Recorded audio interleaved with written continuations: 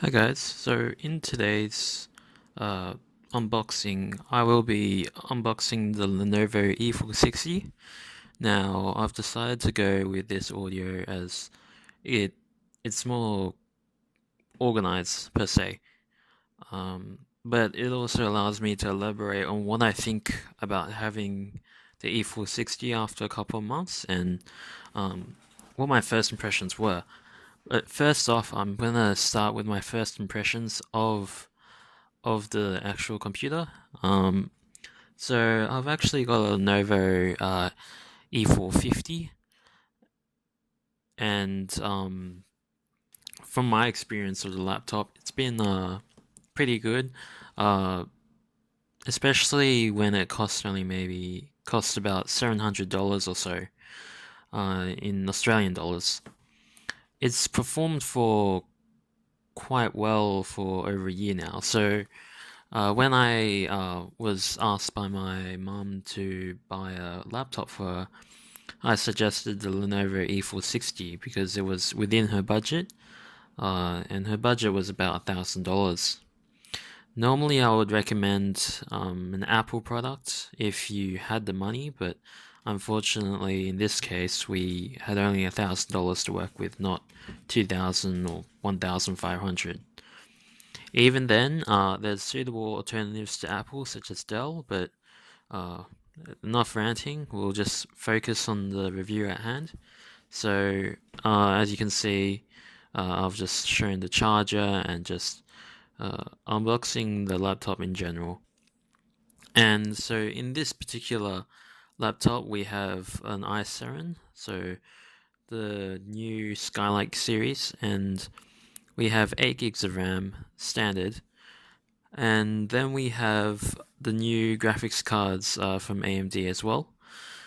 We also have an HD screen because that is a must. Um, the keyboard is also nice too. I've always liked the keyboards on Lenovo's. Um, and this laptop is also a 14-inch laptop as well. Originally, we were going to go with a solid state drive, but we didn't have the additional money to spend, so we had to go with a hard drive because that actually provided quite a lot of storage, and a solid state drive would have limited storage and would cost a lot more as well. Uh, and so, in terms of that, we did save a bit of money as well. So we could have Windows 10 OS on it, and also the other additional features as well.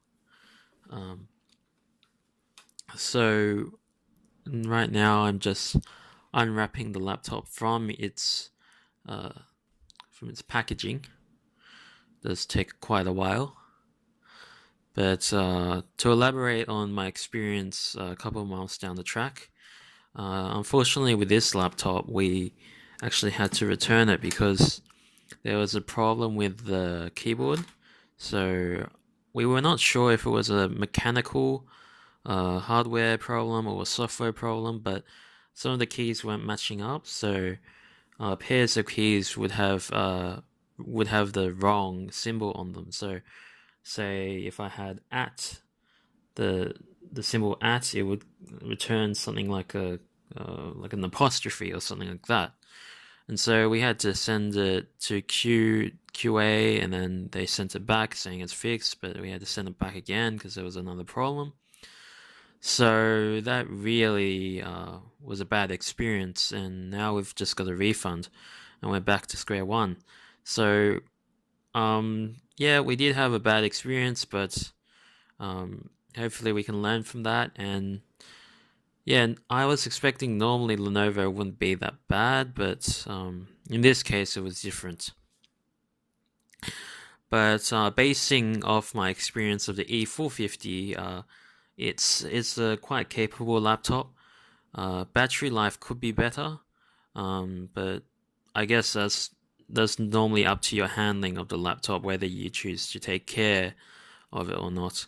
Um, if you do take care, then your battery life will be preserved. But just make sure that you don't use it while it's plugged in.